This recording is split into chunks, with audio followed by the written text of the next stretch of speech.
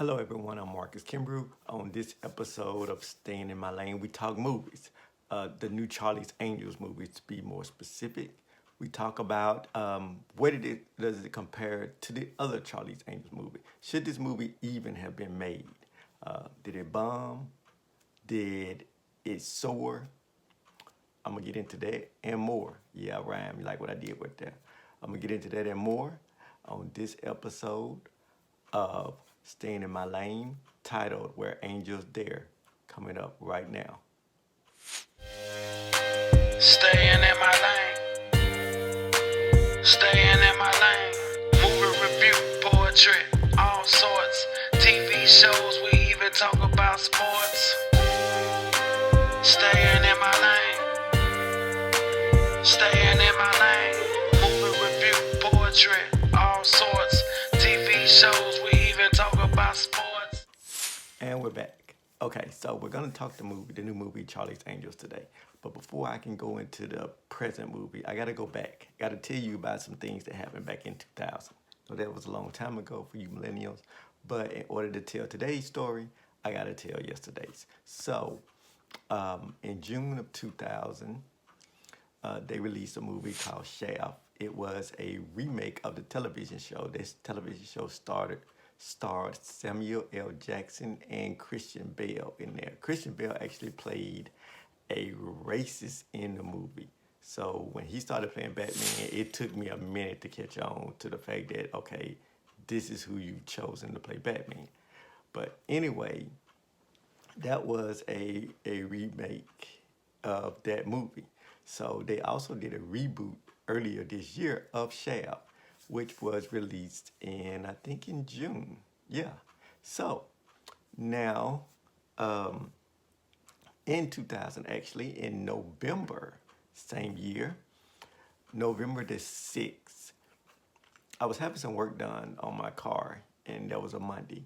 And they told me it was going to be a couple of hours. Can't remember what it was that I was doing to it because that's been a long time ago. But I had a couple of hours, and the place to shop was also across the street from a movie theater. So I decided to go and check out a movie since it was going to be a couple of hours. And I went and seen Charlie's Angels. This movie was a remake of the television show Charlie's Angels. The movie starred Drew Barrymore. It starred Lucy Liu. It starred Cameron Diaz. You had Bill Murray in there. I mean, it was like stock full of talent. The movie was super lame, okay? It was super lame by today's standards. But it was also a great movie. Now, I know you're thinking, how can something be lame and still be great? Well, by some friends, I've been told I'm lame, and by others, I've been told I'm great. So it is possible that it can happen. You can have both. So for me, the movie, as lame as it was, it hit on all things. Okay, first of all, the grouping together of Cameron Diaz and Drew Barrymore and Lucy Liu was like ingenious. They played their roles as Charlie's Angels. I mean, they really embodied it. They embodied it to the point where since then we've also had another television show, which is a remake. But a lot of people forget that it was a television show prior to their movie because they played the roles so well. So it was what got me in it, and what got me in it is that at the beginning of the movie, LL Cool J is actually in there. This shouldn't be a spoiler alert because you should have been seeing this by now. But LL Cool J is in there, and pretty much one of his first lines is, they're showing T.J. Hooker the movie across the screen in the airplane, and LL's first line is like, "Great, another remake of an old TV show." But little did we know that would start a fire in Hollywood. It really did. Since then, we've had to see reboots of pretty much every TV show. Starsky and Hutch, Hawaii Five-O, MacGyver. They even got Magnum PI back on. And there's also a reboot of Fantasy Island coming up in Valentine's of next year, which I am excited to see. But it's like you go on with reboot after reboot after reboot, and I tell everyone, pretty much Charlie's Angels started this whole thing. Shaft was okay, it was pretty good, but Charlie's Angels really laid the foundation for this.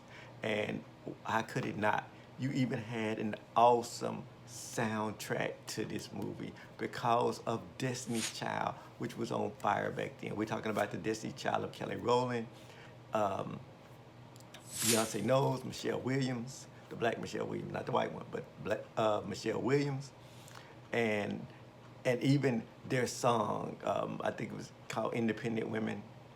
Even the song, the way it starts out is Lucy Liu with my girl Drew, Cameron D, and Destiny. I mean, it even like it it really kicked off everything.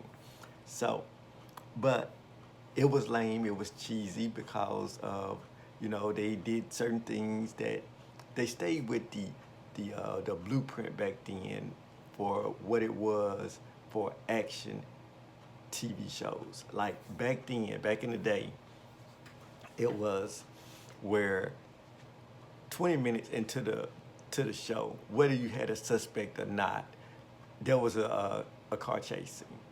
I mean, it was. I mean, you can go back to the old Starsky and Hutch, the old T.J. Hookers, the old White Five O's.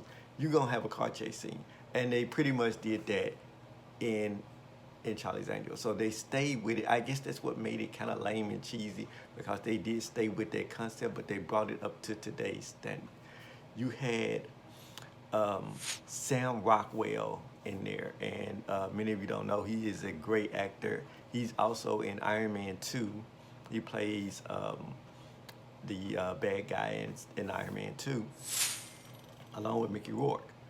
But in there, he's the bad guy, but he's like the coolest bad guy. Sam Rockwell can dance. I have to give him props. He can dance. He probably the reason why I can't dance because somebody stole my dance moves that I was supposed to get. I'm blaming it on Sam Rockwell. He can dance. And not only that, he utters the words that everybody has always thought. He's talking to Charlie on the phone because Charlie is the billionaire who no one ever sees. But he's talking to Charlie on the phone, and when he gets off the phone, he says the line in which, the only words you could say afterwards, I know, right? The line he says is, God, that man has a beautiful telephone voice, right? I know, right? So, yeah.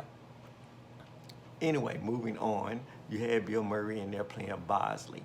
So, and he did a phenomenal job of adding comedy to it. I mean, wherever Bill Murray goes, he's gonna add some comedy to whatever. He can be serious, but he's gonna be your comic in there. But it just all blended so nicely. Now, let's fast forward to today. Guys, I know I hate to tell you this, but the movie, it lacked so much. This new Charlie's Angels lacked so much. Okay, so starring in the movie, you got Naomi Scott, you got Kristen Stewart, which I've kept it no secret. I'm not a big fan of hers. I've always felt like she cannot act. Now, I had someone to tell me the other day that being biased towards her, that she's actually better now than what she was during the Twilight days. But I don't know. But anyway, it also stars Ella Balinska. Ella Balinska is like my new crush, my new Hollywood crush. I mean, she is bad as far as looking goes. I mean, acting, she's all right. Elizabeth Banks, and that would make you want to see the movie in itself. Elizabeth Banks, she embraces every role that she's done. From the first time I saw her in 40-Year-Old Virgin, if you recall, she was the one at the store or whatever where he goes to talk to her, and all he's doing is asking questions, and he ends up going back to her place, and it turns out that she's like this freaky freak, girl or whatever like that. But she went from Dad to Zack and Miri to Hunger Games, so she's well accomplished. So seeing her up in there is like, okay, gotta see this movie. Then Patrick Stewart is in there. So normally Patrick Stewart would be like, hey, that is a great choice. I'm gonna tell you why it wasn't a great choice as far as I'm concerned. You know how I always do this thing to where I can tell you about whether the movie is good or not, whether you should see it or not, by not revealing spoilers. Okay, guys, I gotta reveal one spoiler for you. I have to. And this may it may run you away from the box office as far as this movie goes.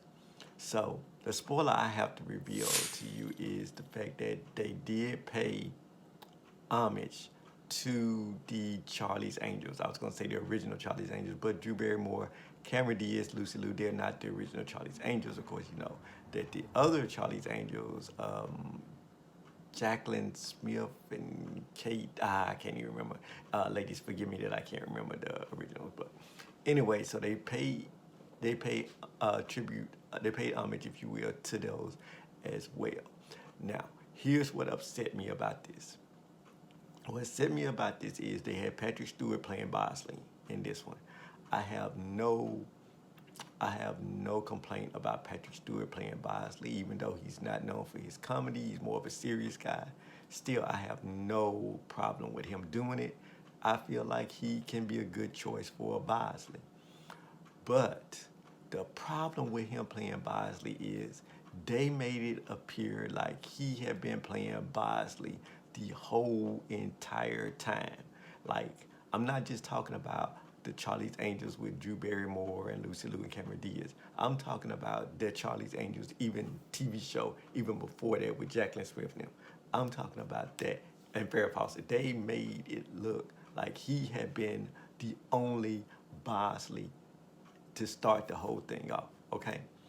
And what they did was they did a thing to where they cut his face off and they put it on their bodies. I guess you could say they covered up, you know, like the pictures, you know how like they do the picture, the cinematography for the movies. They did that where they had Patrick Stewart's face on Bill Murray's body and the other guy, dang, I can't think of his name. I think he's Osborne or something like that. But anyway, they did that. And what got me with that is, now guys, I don't feel like I'm the best as far as editing goes. I've only been doing this for a couple of months. So a lot of you may say it's Bush League, the editing that I do. Well, my editing looked like Martin Scorsese compared to the editing that they did to make it look like Patrick Stewart had been Bosley this whole time. I mean, it was like, man, it was embarrassing to see that. For me, and that happened at the beginning. For me, I'm already out on the movie when you do that. I mean, you could have had Bill Murray to just play the guy. I know the direction you were trying to go to. By the way, if you're like me, you figured this movie out in like 10 minutes. But I know the direction you were trying to go into. But come on. So, now let's discuss the Angels. All right, so Naomi Scott and Ella Balinska, who are both British. More on that in my final word. But they also are newcomers. Naomi Scott is she's going to be in, I think, Mulan or something like that, some kind of Disney movie that's coming out. But they also have Kristen Stewart, and like I said, I'm not like a really big fan of Kristen Stewart. I just felt like her acting is subpar and that she doesn't necessarily look like an angel. When you think angel, you think beautiful. You think like Jacqueline Smith, Farrah Fawcett, the other lady I can't remember. You think Drew Barrymore. You think they even had Demi Moore to come in the other Charlie's Angels. But you think Cameron Diaz. You think Lucy Liu. You don't think Kristen Stewart when you think beauty. I'm sorry, there's no knock against her or whatever. You just don't think it.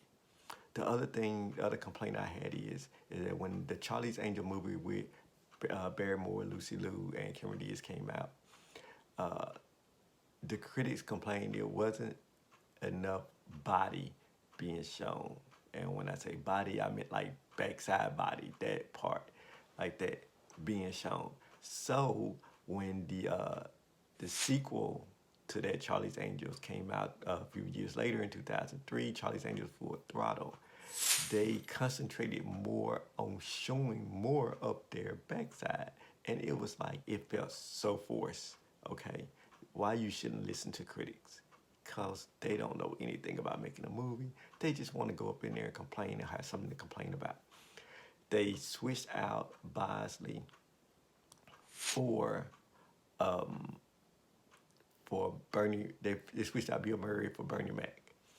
I am one of the biggest Bernie Mac fans. I really am. That felt forced too. You can't just do Bernie Mac in that spot like that. You can't do them. You can't do him like that. You can't have him to come in. And I know that they say that Bosley is more of a lieutenant name and not like a person, but you just can't do that. Okay, so also that movie for me, it flopped. The sequel, it flopped. It was not as good as the first one, and because so many things felt forced. But anyway, they had Demi Moore up in there playing like one of the earlier angels. So also you gotta take into account that now we have so much more high-tech stuff, so much more inventions or whatever, but it still didn't feel that way from this Charlie's Angels. I mean, I'm not going to spoil it by saying some of the stuff they did. I know I gave you one spoiler, but I'm not going to give you any more spoilers than that. I will say this, that Ella Balinska, like I said, my new Hollywood crush, ladies, she had the most inspirational thing at the end in what she said. I mean, it really touched me. So I do feel like you should watch it. If nothing else, to watch that last part or whatever. But yeah, she had an inspirational speech at the end that, I mean, it's like, okay, I can pay attention now, but the movie's almost done.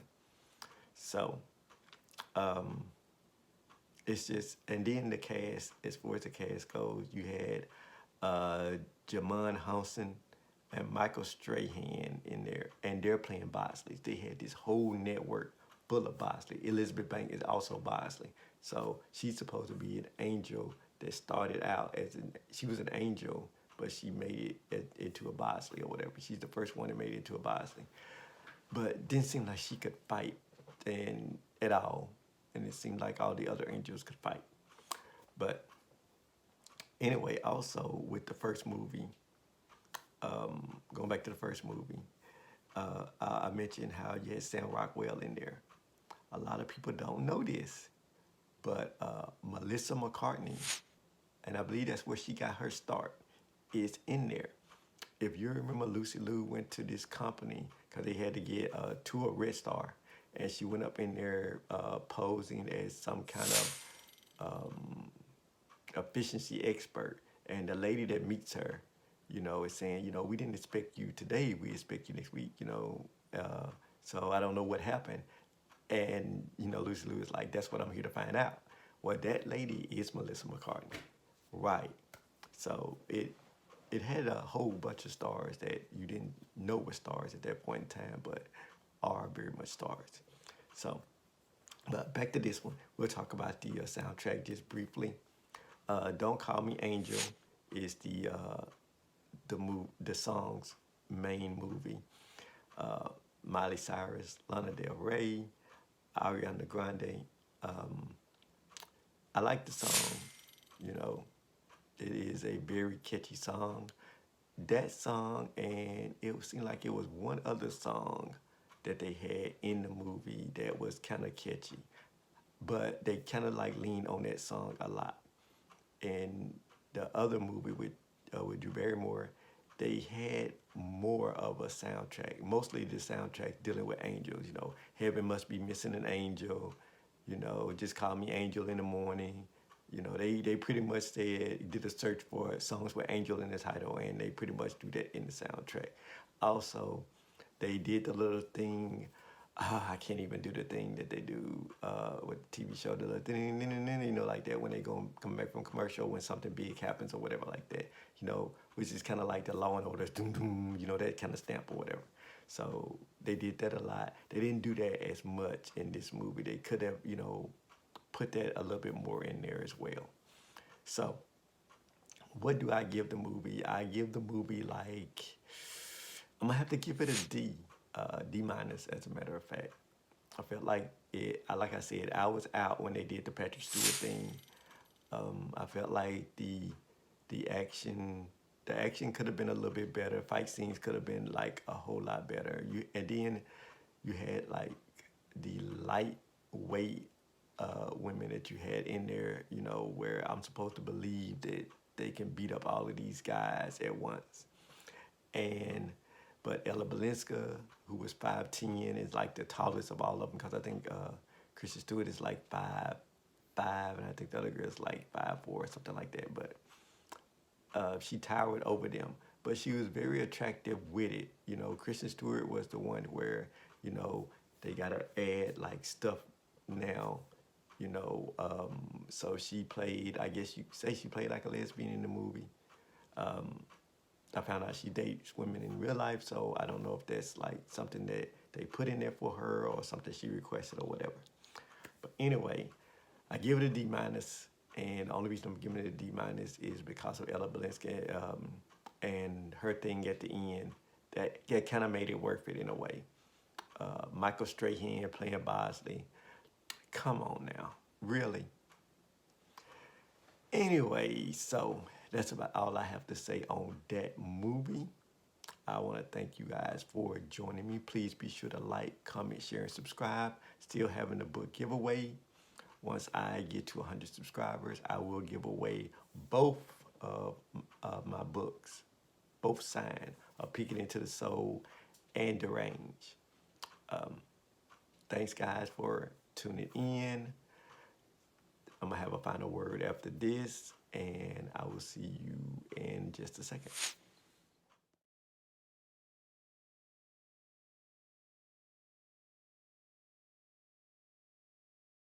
Okay, so we're back for a final word. So since we're talking reboots, I want to talk another reboot to you guys, older one. I don't know if you guys remember it. It was called V. It is a show that originally came out in 1984, starring Jane Badler, Mark Singer, Faye Grant, Robert Englund, the guy who plays Freddy Krueger. So they rebooted this TV show in 2009, starring Morris Chestnut, Laura Vandervoort, Marina Baccarin, Elizabeth Mitchell. All right, so in it, the concept was visitors from another planet. They look like us, but when you underneath the skin, they were lizards, but and spoke a different dialect and everything. But they made up to where they looked just like us, talk like us, and they were pretty much taking over, setting it all up to just, I guess, you know, take over the world or whatever is what they were planning on doing. Now, what does this have to do with what I'm talking about? All right, I'm gonna tell you. So I mentioned that in the Charlie's Angels reboot, two of the actors, Naomi Scott and Ella Balinska, are British. And don't get me wrong, I'm not calling anyone lizard, so don't just light up my comments talking about, hey, you know, why you insulting people or whatever. I'm not. What I'm saying is, it's got a very B feeling to it. You think about it. Harriet Tubman was played by Cynthia Erivo, who's British. You got the Good Doctor. You got the girl on there, and Tanya Thomas. She's British.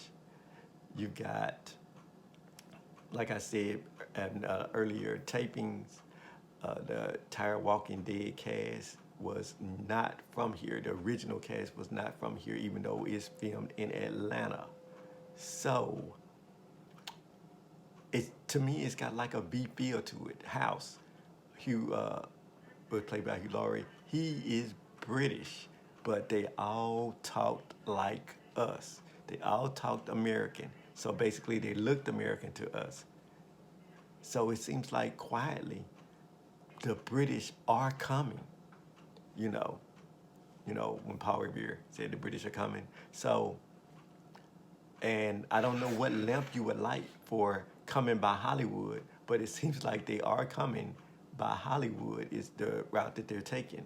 Seems like mostly the big movies and the big TV shows or whatever are being taken over by British. And the thing about it is, we don't even know because they look just like us, i.e. B. And they talk like us, i.e. B. So I'm not saying that they should be giving the roles to Americans because it's in America and we're Americans. I'm not saying that. I'm saying, hey, everyone just watch out. I mean, you think about it like this. At one point in time, the only thing Disney had was Disney, you know, little cartoons. But now that little mouse controls ESPN, ABC, ESPN Classic. Um, it holds the records for the first and second top grossing movies ever made. And here's the tripped out part about it. It was already holding it for the first movie and the second movie. But they re-released the movie that was number 2, which was owned by them, just to make sure it overtook the one that was number 1, which is owned by them. So to me, Disney has been like pretty much like a mafia-based thing. And now Disney Plus is really taking over. I mean, there's talk that it could actually take over Netflix. They've taken their time and they built it up. I mean, it's like chess, even though I don't know how to really play, even though I try to live my life like that. But it's like chess. You strategically place your pieces on the board and then you strike. That's basically what they've done. Maybe that's what these British actors and actresses are doing. I mean, they're putting themselves in some pretty high spots as far as movies and TV shows goes.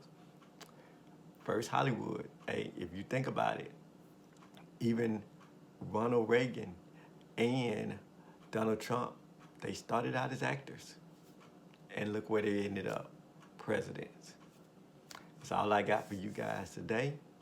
I will be back really soon, sooner than you know, with another episode of Staying in My Lane. Appreciate you tuning in for Where Angels Dare. Be sure to like, comment, subscribe. If you have subscribed, thank you. Please tell someone else to subscribe. If you haven't subscribed, please hit the little button that says subscribe and the little bell thing to get the notifications. I'm Marcus Kimbrough, and I will see you next time on Staying in My Lane.